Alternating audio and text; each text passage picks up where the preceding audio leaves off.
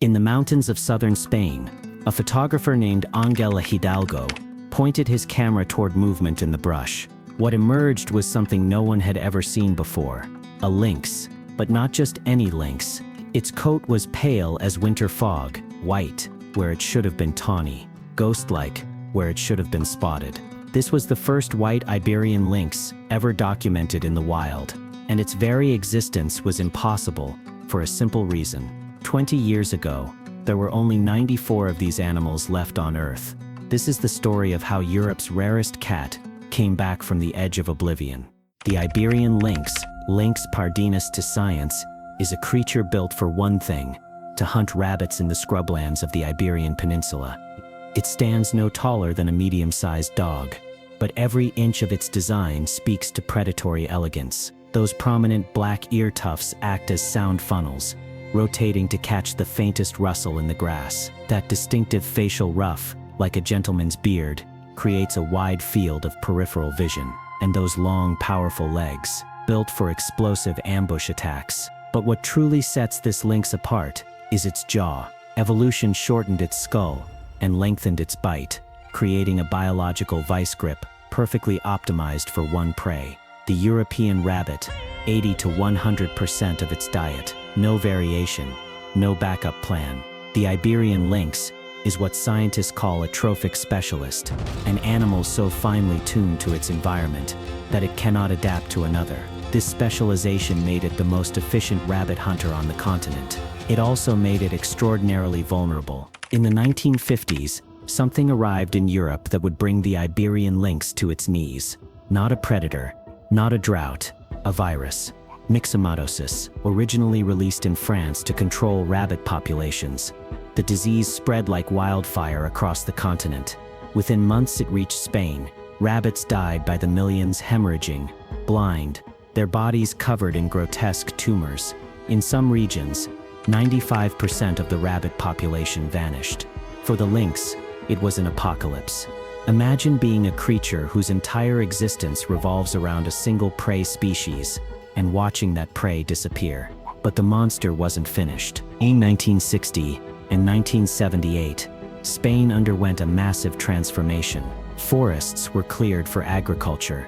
Ancient cork oak woodlands were replaced with eucalyptus plantations. Roads carved through the wild places where lynx once roamed. The Iberian Peninsula lost 80% of its suitable lynx habitat in less than 2 decades. The lynx populations, already reeling from starvation, became fragmented, isolated. Small breeding pools began to suffer from inbreeding. In the late 1980s, the second wave hit rabbit hemorrhagic disease virus, or RHDV, another plague, another collapse of the prey base. The lynx was being strangled by forces it couldn't see, couldn't fight, couldn't escape. By the year 2002, scientists conducting a census in southern Spain arrived at a number that seemed impossible: 94 individuals. 94 Iberian lynx left in the wild, confined to 2 isolated patches in Andalusia, Doñana National Park and the Sierra Morena Mountains. Some estimates put the breeding females at fewer than 25. It was the most endangered cat species on the planet, more endangered than tigers, more endangered than snow leopards. The Iberian lynx was functionally extinct, a ghost haunting the scrublands of a continent that had forgotten it. Biologists use a term for this: an extinction vortex. When populations fall below a critical threshold, inbreeding accelerates, genetic diversity collapses, and disease sweeps through more easily. Each death makes the next more likely. The spiral becomes inescapable. The lynx was caught in that vortex, spinning toward oblivion. And then something remarkable happened. Now, I know what you're thinking. This is the most depressing nature documentary I've ever watched. Is there going to be a happy ending? Or should I just go cry into my houseplant? Stick with me, because what happened next is one of the greatest conservation success stories ever told. But before we get there, if you're enjoying this journey into the wild truths of nature, consider subscribing. We're building a community of people who believe that real animals are more fascinating than any myth. And if you're already subscribed, hit that like button. It genuinely helps us continue making these documentaries. All right, let's talk about the fight back. In 2002, the European Union launched a project with a name as ambitious as its goal: LIFE Lince, LIFE Lince. The mission was simple in concept, monumental in execution: save the Iberian lynx from extinction. First, they needed to understand the beast they were fighting. The monster wasn't just habitat loss or disease. It was the fragmentation of populations. 94 lynx, split across 2 locations, weren't enough genetic diversity to sustain the species. So conservationists did something unprecedented. They built a network of captive breeding centers across Spain and Portugal, each one a fortress of genetic management. They captured wild lynx, studied their DNA, and created breeding pairs designed to maximize genetic diversity. It was controversial, risky. The lynx is notoriously difficult to breed in captivity, territorial, temperamental, and highly specialized in its needs. But in 2005, the first captive-bred Iberian lynx was born. His name was Brezo. He was hope incarnate. The breeding program expanded. Biological resource banks were established, frozen genetic material, a backup plan against disaster. Meanwhile, field teams worked to restore the lynx's habitat, replanting native vegetation, and critically, restocking rabbit populations through carefully managed breeding programs. They built wildlife crossings over highways, green bridges that allowed lynx to move between territories without risking death by vehicle. Because even as the population began to grow, road mortality was one of the leading causes of lynx deaths, and then came the reintroductions. In 2009, a captive-bred female named Adelpha became the first lynx reintroduced to the wild. She was released into the Garezes Valley, fitted with a radio collar, and monitored 24 hours a day. She thrived, she hunted, she found a mate, she had kittens. One by one, more lynx followed, not just in Spain, but in Portugal, where the species had been extinct since the 1990s. Conservationists didn't just restore the lynx, they expanded its range. By 2012, the population had grown to 326 individuals. By 2020, over 1,000. By 2025, more than 2,000 Iberian lynx roamed the wild landscapes of the Iberian Peninsula. In June 2024, the IUCN officially reclassified the Iberian lynx, no longer endangered, now vulnerable. It was the first big cat species in history to be downgraded from the brink of extinction. The monster had been defeated, not by luck, by relentless, coordinated, scientific effort. Which brings us back to the mountains of Jaén, to that white lynx, to Ángel Hidalgo and his camera. The condition is called leucism. Unlike albinism, which removes all pigment, leucism causes partial loss, leaving the eyes and some features normally colored while the fur turns pale. It's extraordinarily rare. In Iberian lynx, it had never been documented, but here it was, a living, breathing symbol of genetic diversity returning to the population. You see, leucism is caused by recessive genes. For a leucistic individual to be born, both parents must carry that rare variant. In a population of 94 animals, the chances of 2 carriers meeting and breeding, virtually zero. Inbreeding pressures would have eliminated such rare traits. But in a population of over 2,000, spread across a restored range, now those rare genetic combinations have room to reappear. The white lynx wasn't just beautiful, it was proof. Proof that genetic diversity had been restored. Proof that the population was healthy enough for nature to experiment again. Conservationists called it a mythical sighting. And in a way it was. The ghost cat of Spain had returned from the dead, and brought with it a specter so rare it seemed impossible.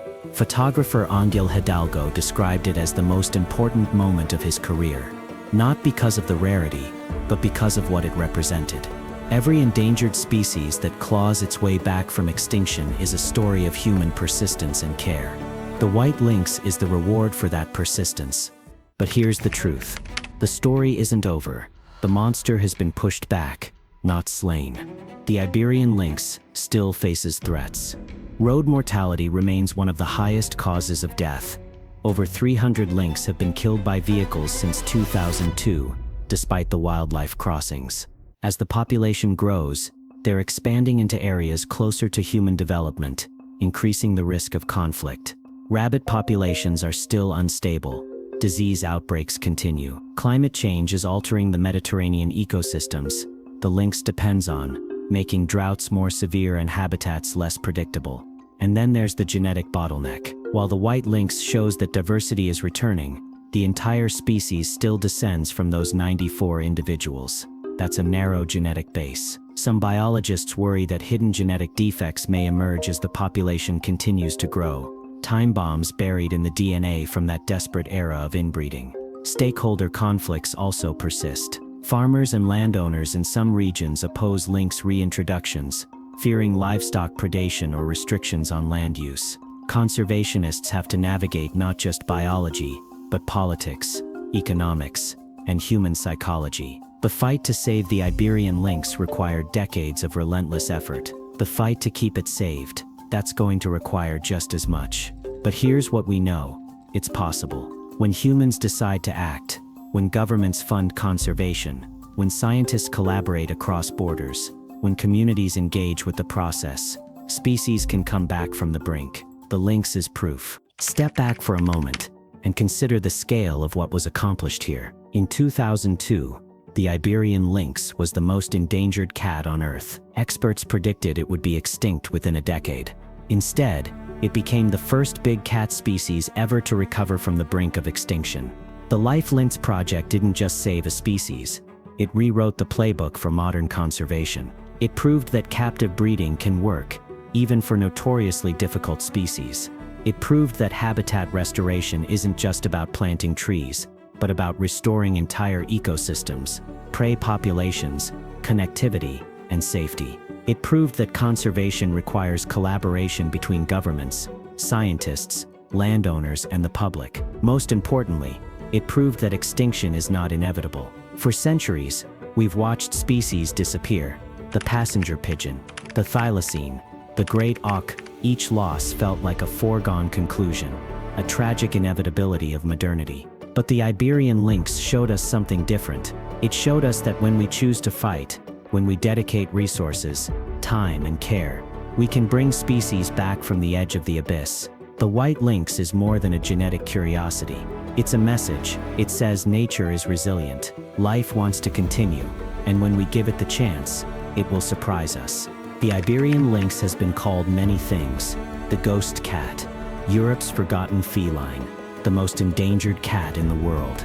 But perhaps the most fitting name is the one Spanish locals gave it centuries ago: El Lynx, the lynx with the sharp eyes, the creature that sees what others miss.